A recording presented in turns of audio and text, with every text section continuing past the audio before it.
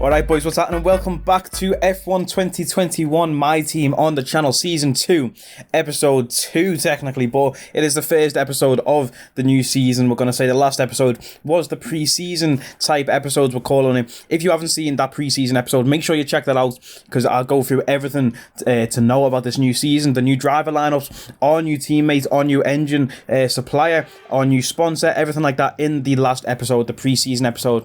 Make sure you go and check that one out before you watch this episode, otherwise you won't really know what's going on. So I'm giving you the chance now, go back and check that one out and then come back and watch this episode. So for everyone who has seen the last episode, spoiler alert, now's your time to get away if you haven't seen the last one. For everyone who has seen the last one, we do have the new Ferrari power unit in the car. We also have the new teammate Nico Rosberg in our second seat. This is the first time we are out on track with this Ferrari power unit, boys, and like I mentioned towards the end of the pre-season episode, I absolutely hate this engine for the eagle-eyed is the saying, isn't it? I was going to say eagle-eared though. For the people who can listen out, you can hear the difference in engines already, which I actually do like. The fact that the different engines actually make different sounds on the game is very authentic in that sense. But boys, I don't know what it was. Like, the car feels terrible this season, right? We'll see once we get through to quali. I think this is quali now, actually. The car just feels terrible. Like, the power delivery from this Ferrari power unit feels so inconsistent throughout a lap and mid-corner especially. I just feel like there's no power. You know, it feels so weird. I can't even put my finger on it, boys. Like, and sometimes when I go over curbs, I feel like the power completely cuts out. It's such a weird thing, and there's nothing I can do to change it. Maybe if we just keep developing the engine more, get more power into the engine, it'll fix itself up. But as you see there, managed to stay out the wall, a little spin around that turn in Spain. I always lose the rear end there. Last season we got it set up perfectly, so we didn't lose the back end through that corner there. We're using the same setup this season, but maybe it's just because we are going faster. Our cars are a lot faster than last season. We're carrying more speed into that corner and losing the back end because of it. You know, our rear downforce is up enough to not lose the rear there. Maybe we need to put it up even more, but I can't even remember our Bahrain setup, to be honest, if it might be on 11 already, but I doubt it because of how long the straight is. So that obviously ruins our first lap in quali there. So this lap, I do believe we're going to just try and set a banker of a lap, just try and get one in the bag, so we can go ahead and try and improve it towards the end of the session. But just get one on the board, you know, get a time on the board. Right now we don't even have a time set. We're currently in P20, P21 now, after Dan Ticktum comes through and sets a lap. Obviously Dan Ticktum making his return to Formula 1. I wonder if we'll have any scuffles with this guy this season like we did when he was our teammate. Hopefully not. I don't want to be anywhere near the Haas cars, but at the moment we are in P22 in qualifying for the Bahrain GP. So, you know, we might be near the guy, but hopefully we can go ahead and set a lap and be better than P22. We have to lift off about 3/4 of or a quarter of the throttle there coming through this corner so we don't lose the rear end again. And yeah, man, like, I literally can't put words, well, I can't put words together right now. I can't put it into words what's wrong with this engine or what's wrong with the car, but it just doesn't feel good. The power delivery, it just doesn't feel there. Even though it said that there was 3 more performance on this engine compared to the Mercedes engine, I really wish, boys, we could go back and just keep the Mercedes engine. You know, I really wish we had that Mercedes engine still. Obviously, we can't change engine provider until the end of the season. We go ahead there and set a lap which puts us into P16, just above the Alfa Romeo of Nicholas Latifi, who's obviously left Williams, and we're trying to improve on a lap here, but we're down by 4 tenths already, and we do spin and we put it in the wall there, damage the rear wing and take off the whole front wing, which isn't good, you know. It's not what you like to see. So that's going to be us for this session. Nico Rosberg qualifying in P13 there, and we do manage to scrape through in P16 to Q2. So I guess I expected a little more from Nico. I know it's only Q1, but P13 and Q1, Nico, that's not very, very promising, you know. And I wish you could coordinate, like giving each other a tow and stuff on this, like team orders, and, you know, go out together, give each other a tow, and maybe we'd have better performances in qualifying, because I'm sure some of the other teams might do that. But you know, P13 is not what I expected, really, especially because he's 99 rated for this race. Like I say, if you haven't seen the pre-season episode, go and watch it, because you won't understand why Nico Rosberg is 99 rated. But yeah, Carlos Sainz setting the fastest lap of Q2 there as he crosses the line. Nico just coming out the pits now, by the looks of things, as we're setting our lap here. Yeah, man, going over these curbs and stuff, like, every time I went over the curb, it felt like the engine just cut out completely, which is very bizarre because, you know, Nikita Mazepin did that yesterday in the, 2 days ago, by the time you're watching this probably, in the Italian Grand Prix. Mazepin went through over the curb at the Ascari chicane in Monza, and his engine just completely cut out, which I was watching thinking that's quite ironic, because that's what it feels like my power unit does in the game, which is obviously also the Ferrari engine, the same as what Haas run. So we do have this Ferrari unit, and regardless of all the comments I'm going to make about it feeling inconsistent and not feeling the best, we've got to deal with it. You know, we've got to make the most out of the engine and just perform. It says on paper we have better performance than the Honda units, which is going to be the AlphaTauri and the Red Bulls, and we also have better performance than the Mercedes, which is going to be Mercedes, is going to be McLaren and Aston Martin. So, yeah, and Williams of course, but they don't really count. So boys, realistically, us and Ferrari should be competing for the top 2 spots, but maybe Alpine might be in there. You know, Alpine, they had 87 performance, which was 5 ratings higher than the Mercedes engine. So how mad would that be to see Fernando Alonso and Esteban Ocon beating Valtteri Bottas and Lewis Hamilton this year as we spin again and damage the front wing there. Luckily the gravel catches us, slows us down before we go ahead and crash out. Nico Rosberg stays P13 in Q2, and Rosberg goes out while we see Carlos Sainz, Pierre Gasly, and Sebastian Vettel, Lando Norris, 4 people we looked at for teammate. They qualify in Q2. Nico Rosberg goes out, we go out in P16, but Nico's nearly a whole second faster than us there in Q2. Let's get to the race and see what happens. No more testing, no more practice. This is the real deal, and it's make or break here at round 1 of this year's Formula One World Championship. There's no shortage of passing opportunities around the 3.36 miles of the Bahrain International Circuit, with the best at turn 1 of course, and then another soon into turn 4. 15 corners here, 6 to the left and 9 to the right, and we could see 1 or 2 flat spots into the tight left-hander of turn 10. A new season then, a clean slate where anything could happen. Anthony Davidson is with me today as we get another year of Formula One underway. We're into those tense few minutes before the first race then. Everyone's a little bit nervous about reliability. They haven't been running in the hot, turbulent wake of other cars in practice, and they've not been pushing at 100% for long durations. Let's hope no one has to deal with any nasty surprises. Let's run you through the driver grid order for today's exciting race. Lando Norris will lead us away from pole position, and Valtteri Bottas will line up alongside. Looking at the rest of today's grid, we have Hamilton, Vettel, Sergio Perez, and Stroll, Verstappen, Sainz, Gasly and Esteban Ocon, Ricciardo, Fernando Alonso, Nico Rosberg and Leclerc, Tsunoda, the owner driver, Antonio Giovinazzi and George Russell, Latifi, Mick Schumacher, Mazepin and Daniel Ticktum. And now it's time to head down to the track. So boys, Lando Norris sticking his McLaren on pole there. Just after we were saying McLaren are just above us in the vehicle comparison chart.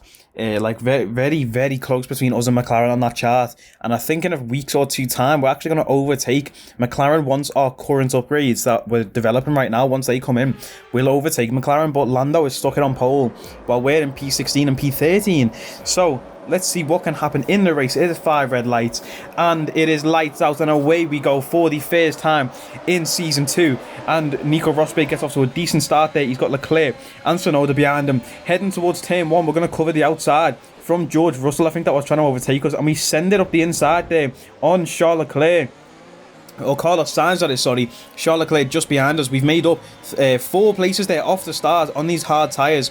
All the soft runners in front of us now. Charles Leclerc behind on the medium tyres, trying to make a move as we head round the outside of Carlos Sainz. We run a bit wide on the exit there, which allows Fernando Alonso to make up a place on Charles Leclerc and overtake us. And Leclerc trying to overtake us now as well. Running wide on that corner might have just cost us 2 places there. on the first lap as Leclerc and us go wheel to wheel round turn 9, heading down towards turn 10. We get the better line out of turn 9 down into turn 10 up the inside. Obviously the inside line is exactly where you want to be for turn 10. Turn 10, like I mentioned last season in the Bahrain GP, I absolutely hate that turn. It's so difficult for me to keep the minimum speed up and not lock the tyres going into turn 10. But we've made up obviously 3 places from the start. Very solid start from us, if you do ask me. We're trying to break the toe of Yuki Tsunoda now down the straight. Yuki is going to get DRS as well down this straight and easily pass us here. And we sort of get into a DRS train, just us and Yuki Tsunoda. There's obviously the first DRS zone down the home straight. The next one is coming up now. So Yuki overtakes us and we get DRS for the next straight. And we're sort of just going to keep switching positions for a few laps here, boys. Obviously, Yuki Tsunoda in that AlphaTauri car. We battled AlphaTauri last season for 6th place. They obviously beat us in the end, but this Alpha car should not be the best this year. The Honda power unit doing 75 performance as an engine, almost losing the rear end of the car. They're very lucky to keep the car in check. Fernando Alonso, though, completely raced ahead of us, 5 seconds ahead now. You can see from us he's in P12. Just shows the speed of that Alpine, but also just how slow we are, I guess, around Bahrain. Another DRS zone here. Yuki Tsunoda is going to make a move on the left-hand side. We've got Charles Leclerc behind us with DRS also. We're not going 3 wide into this corner. I cover off Charles Leclerc, go around the outside of Yuki Tsunoda, but Yuki gets the inside line there and manages to overtake us. We're down into P14, still 2 places up from the start of the race. Nico Rosberg down in P16. He's swapped places with us. Nico has lost 3 places off the start, so not the best start to the season or to the race and to the season for Nico Rosberg, a guy who I anticipated to get through to Q3 pretty easily, being 99 rated and with our car being one of the better cars on the grid.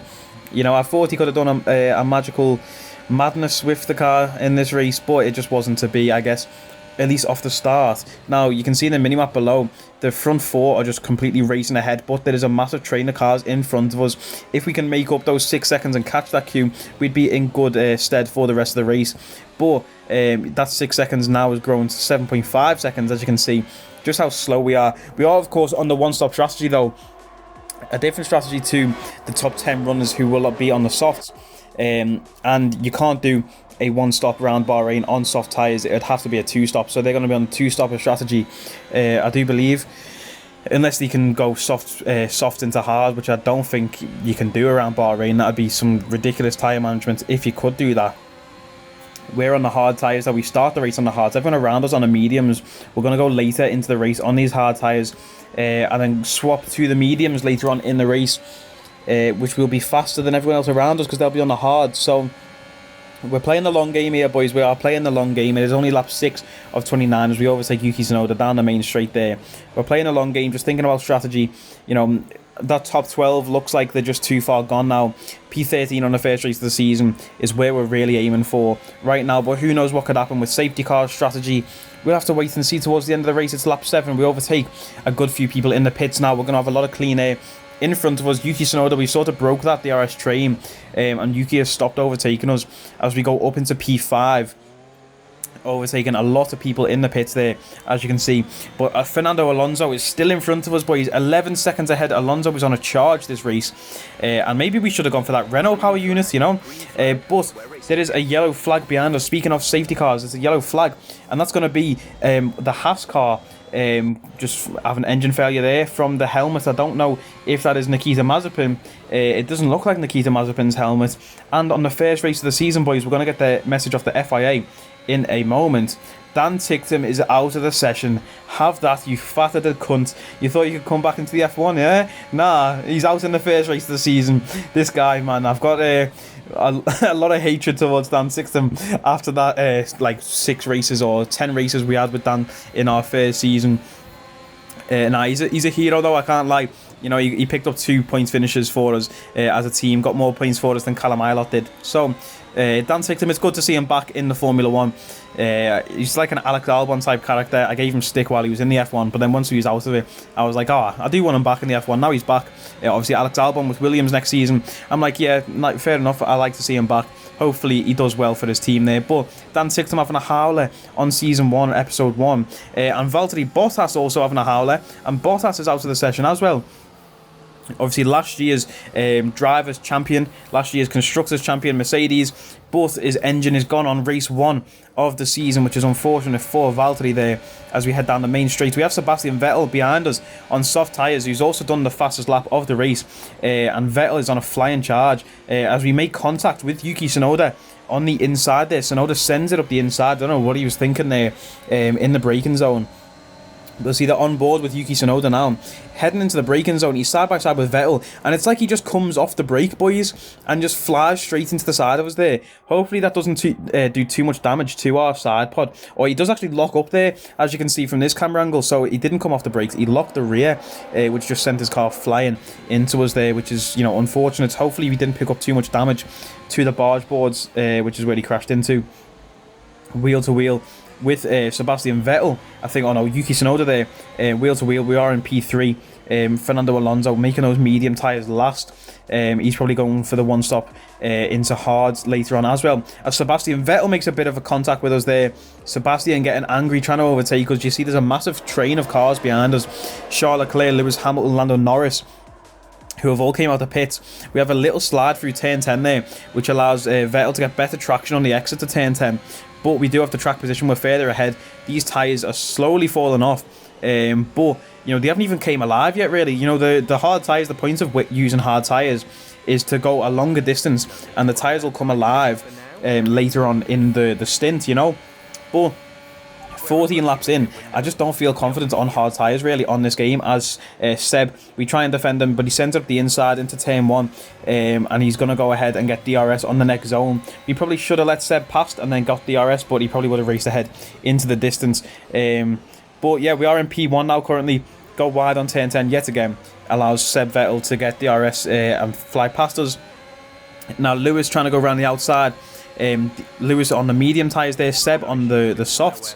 So I'm not sure if Seb qualified on the mediums and started the race on the mediums, but it's weird to see Seb on soft right now. Unless he's doing a double soft into hard strategy. I don't even know what Seb's playing at.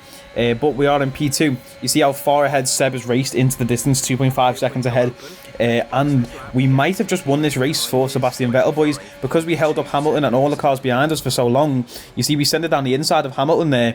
And because we were behind Hamilton down the main straight, we do get DRS. Because we were behind Hamilton in the DRS detection zone, we get DRS down this straight, even though we've already overtook him before we could activate it. But like I say, boys, we're holding up this train of cars behind us. You know, we've got the two McLarens, Ricciardo and Norris, who got 1-2 in Monza at the weekend, so shout out to McLaren.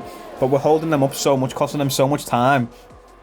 Seb Vettel is by himself, just racing off into the distance. We go round the outside of Lewis Hamilton there. A great shot of the three cars battling, and Lewis trying to send one back at us. I think there was a little bit of contact there between me and Lewis, as Lewis tries to stay within track limits. And speaking of track limits, we go wide and he bumps us again as we go wide. The AI are just ruthless on this game, boys. If you go wide on a corner, they take it as an opportunity to just absolutely clot the side of you. And it's like 3 wide through the corner here. Lando cuts the corner, pushes us wide, makes contact with Hamilton there. Hamilton is going to drop back, and I think he might lose a place to Daniel Ricciardo there. A bit crazy from Lando. Bump him. Obviously, Lando cut the corner there, which pushed Hamilton into us, and very unsportsmanlike conduct from us, weaving like that, like Leo Messi on a run at a defender. I don't know why. I don't know what possessed me to do that. You know, that was very poor of me to do that.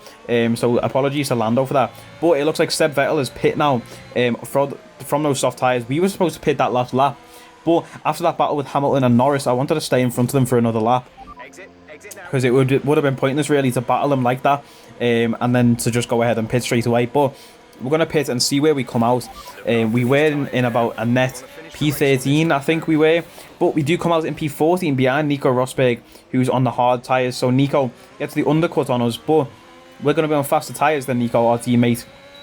Hopefully there is no Dan Ticktum Callum Ilott incidents where we do make collision and contact with our teammate. Seb Vettel again setting the fastest lap of the race there. This guy has got some serious speed.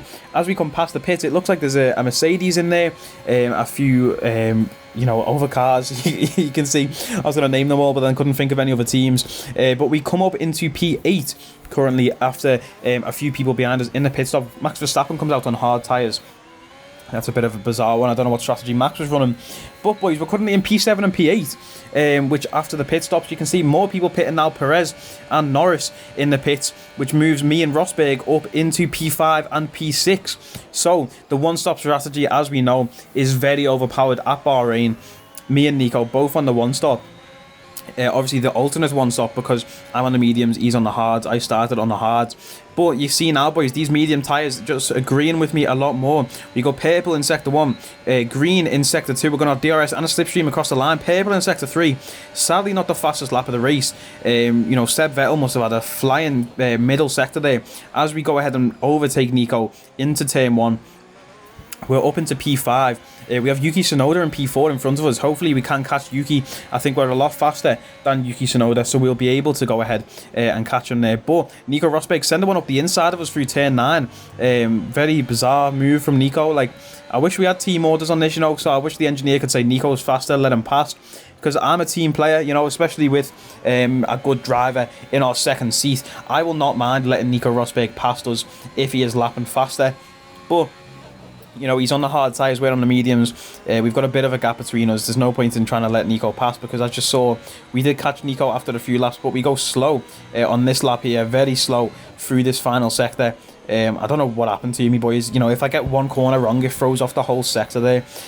But that very slow sector 3 there is allowing Nico to get in our slipstream, and you know, maybe he's going to send one. I'll try and cover the corner just so he doesn't think about sending one because I don't want there to be a collision. But down the home straight now, Nico Rosberg, he's going to have the slipstream, he's going to have the DRS. Is he going to be able to make a move on us into turn 1? It looks like he's going for it around the outside there. And we're going to give him a lot of space up the inside to make that move because I don't want a collision. Like I say, I'm going to give Nico a lot of space. You see how much we pulled to the left there to let Nico past us. And he's obviously got DRS. Now we're going to try and hold off Norris and Ricciardo behind us, the two McLarens, because I don't want them to overtake us. You know, we let Nico past. We had a bad lap. You see there, a bit of oversteer on the corner as well. Maybe just the tyres falling off now towards the end of the race. So we let Nico past, who we know on those hard tyres, his tyres should be more, have more performance towards the end of the stint. Lando sent the one up the inside there, but we managed to block him off and managed to keep our position. And Rosberg is now more than a second ahead of us, so he's actually out of DRS range. Nico Rosberg now heading on through lap 24 of 29. Yuki Tsunoda 3 seconds ahead of us. I did want to catch Yuki, but it looks like it might be impossible now as we try and push Lando as far wide as possible, and he sends one up the inside there. He nearly goes off the track, Lando. Yeah, very similar to a few real life incidents with Lando recently, with Hamilton and Leclerc most recently in Monza.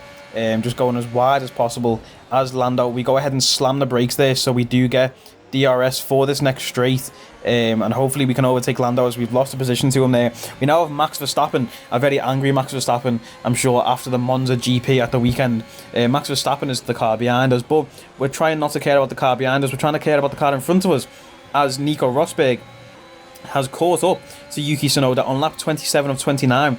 Obviously Yuki is a lot slower, and those tyres must have just fell off.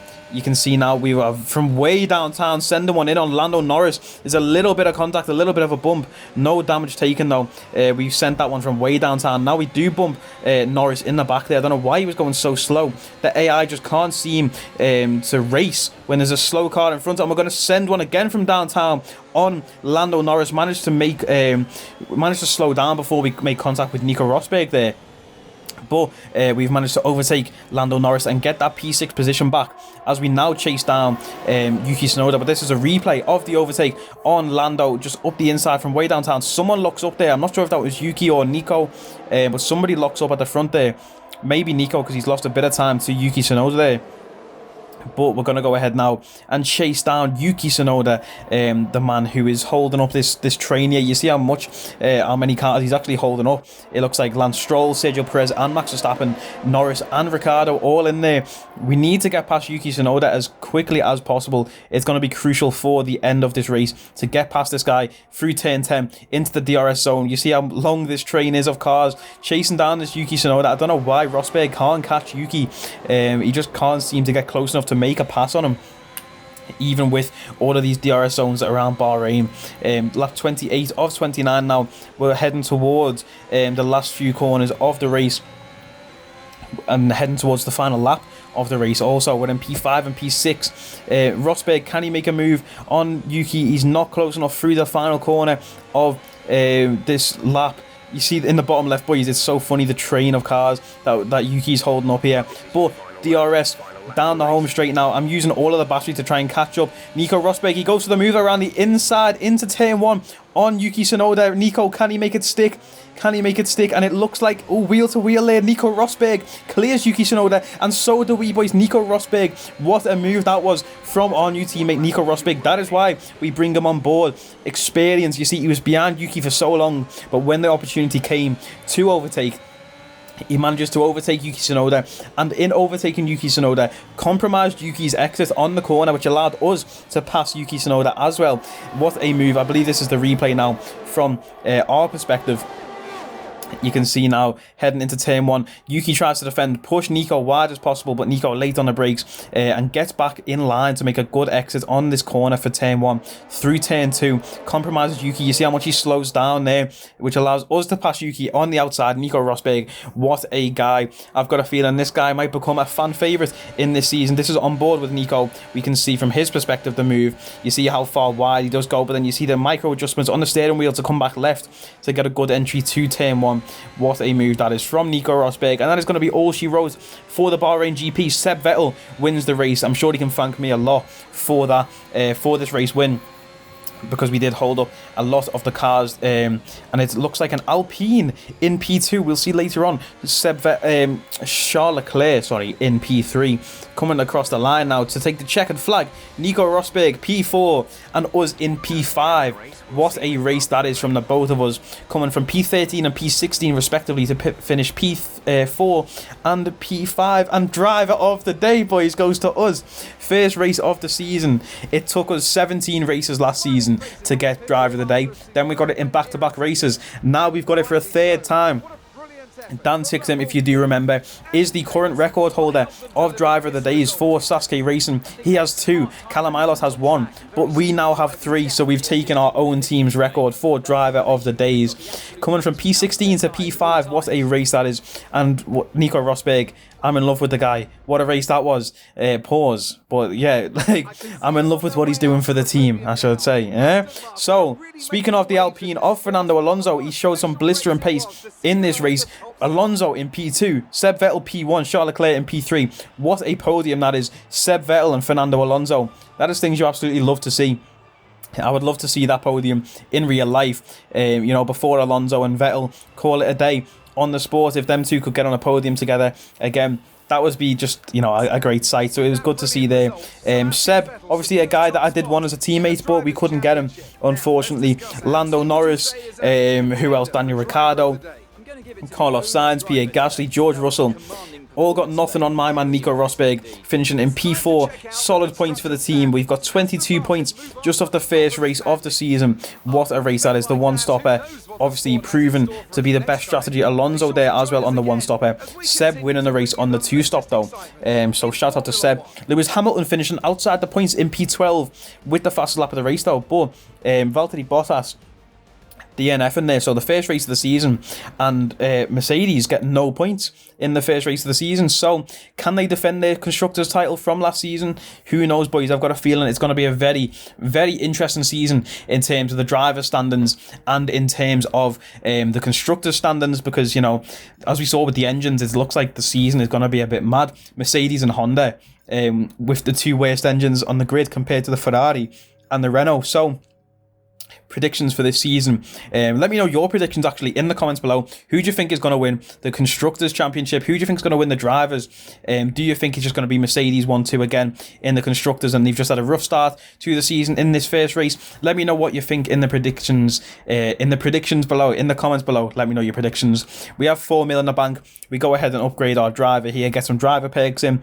Don't really need any of the driver perks apart from the development, feedback and the power mapping ones, but we just upgrade the other 2 anyway. Nico Rosberg loses that 5 point boost. He's now back down to 94 rated.